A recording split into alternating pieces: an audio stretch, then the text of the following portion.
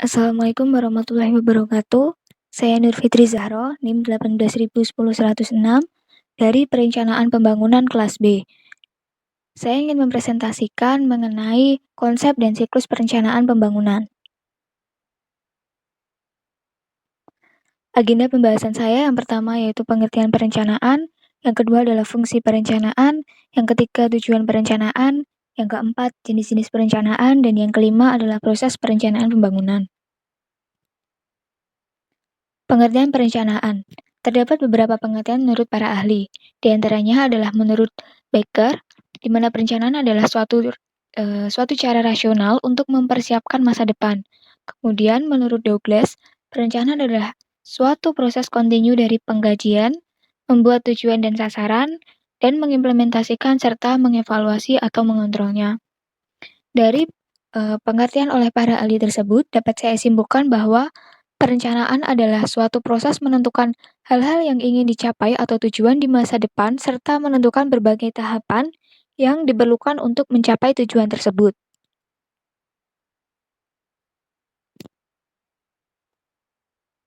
Fungsi dari perencanaan.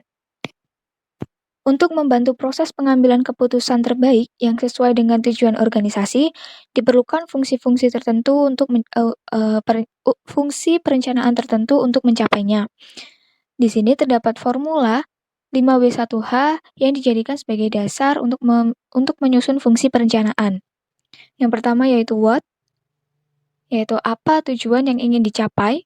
Kemudian yang kedua adalah why, yaitu mengapa hal tersebut menjadi tujuan. Yang ketiga adalah where, yaitu di mana lokasi yang tepat untuk mencapai tujuan tersebut. Yang keempat adalah when, yaitu kapan pekerjaan harus diselesaikan agar tujuan dari suatu organisasi dapat tercapai. Kemudian yang kelima adalah who, yaitu siapa orang-orang atau pihak-pihak yang tepat yang dipilih untuk melaksanakan pekerjaan sehubungan dengan tujuan tersebut. Serta yang terakhir adalah how, yaitu bagaimana metode atau cara melaksanakan pekerjaan dalam upaya pencapaian tersebut.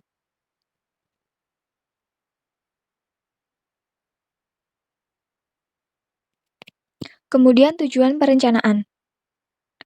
Tujuan perencanaan yang pertama adalah untuk mengantisipasi dan beradaptasi dengan segala perubahan yang terjadi. Kemudian yang kedua adalah memberikan arahan atau direction kepada para administrator maupun non-administrator agar bekerja sesuai dengan rencana. Yang ketiga yaitu menghindari atau setidaknya meminimalisir potensi terjadinya tumpang tindih dan pemborosan dalam pelaksanaan pekerjaan. Kemudian, yang terakhir yaitu menetapkan standar tertentu yang harus digunakan dalam bekerja sehingga memudahkan dalam pengawasan atau kontrol. Kemudian jenis-jenis perencanaan. Jenis-jenis perencanaan dibagi menjadi 3. Yang pertama adalah perencanaan berdasarkan ruang lingkup, perencanaan berdasarkan tingkatan, dan perencanaan berdasarkan jangka waktu. Perencanaan berdasarkan ruang lingkup terdiri dari rencana strategis, yaitu rencana dengan model perencanaan sulit diubah karena perencanaan berisikan uraian tentang kebijakan tujuan jangka panjang dan waktu yang lama. Kemudian ada rencana taktis, yaitu perencanaan yang berisi uraian perencanaan yang bersifat jangka pendek dan kegiatan mudah disesuaikan asalkan tidak mengubah tujuan organisasi. Kemudian rencana terintegrasi, yaitu perencanaan dengan uraian rencana yang menyeluruh dan terpadu. Kemudian perencanaan berdasarkan tingkatan. Dibagi menjadi 3 macam, yaitu yang pertama rencana induk, yaitu perencanaan yang menitikberatkan uraian dari kebijakan organisasi. Kemudian perencanaan operasional, yaitu perencanaan yang menitikberatkan pada pedoman atau petunjuk dalam melaksanakan program. Kemudian rencana harian atau perencanaan yang bersifat rutin. Dan yang terakhir adalah perencanaan berdasarkan jangka waktu. Perencanaan berdasarkan jangka waktu juga dibagi menjadi 3 macam atau 3 jenis. Yang pertama rencana jangka panjang, yaitu rencana dengan jangka waktu 10 sampai dengan 25 tahun. Kemudian rencana jangka menengah, yaitu rencana dengan jangka waktu 5 sampai dengan 7 tahun. Kemudian yang terakhir adalah rencana jangka pendek, yaitu rencana dengan jangka waktu 1 tahun. Proses perencanaan. Berikut adalah siklus dasar atau siklus umum dari suatu proses perencanaan. meliputi perencanaan, pemrograman, penganggaran, pengorganisasian, implementasi, serta pengendalian. Nah, sedangkan siklus berikut adalah siklus yang lebih detail atau yang lebih lengkap, berisi 9 tahapan mengenai siklus perencanaan pembangunan daerah. Mulai dari pemahaman daerah, di mana pemerintah harus mengetahui atau memahami bagaimana daerah yang ingin ditetapkan suatu rencana atau programnya, baik bagaimana potensi yang akan dikembangkan dari daerah tersebut, apa saja hambatannya, kemudian langkah-langkah apa yang nantinya akan diambil, tujuan apa nantinya yang akan dibentuk, serta hal-hal yang lain yang dapat dikembangkan oleh pemerintah yang dimasukkan ke dalam programnya. Kemudian penerapan visi dan misi. Penerapan visi dan misi ini penting bagi suatu rencana karena visi dan misi ini nantinya akan dijadikan pedoman atau patokan sebagai eh, suatu hal yang akan digunakan untuk merumuskan suatu tujuan dari rencana pemerintah sendiri. Kemudian ada perumusan tujuan. Perumusan tujuan ini digunakan atau ditujukan agar pemerintah menetapkan suatu tujuan tertentu yang nantinya akan digunakan sebagai sasaran dari penetapan atau penyusunan program yang akan dilakukannya pada suatu daerah. Kemudian mengidentifikasi strategi alternatif.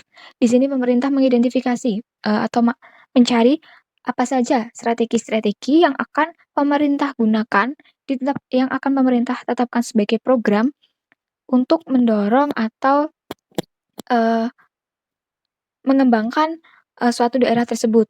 Kemudian ada pengujian alternatif atau program strategi, di mana pengujian ini adalah suatu pengujian yang digunakan untuk menguji apakah strategi-strategi yang telah pemerintah tetapkan tadi uh, sesuai dengan kondisi dari daerah suatu daerah tersebut atau suatu organisasi tersebut. Kemudian ada seleksi alternatif dan penentuan strategi atau program, di mana setelah adanya pengujian strategi yang telah ditetapkan oleh pemerintah, yang telah disusun oleh pemerintah, di sini strategi akan diseleksi, serta akan ditentukan apakah strategi tersebut tepat untuk dijadikan program oleh pemerintah pada suatu daerah atau suatu organisasi tertentu.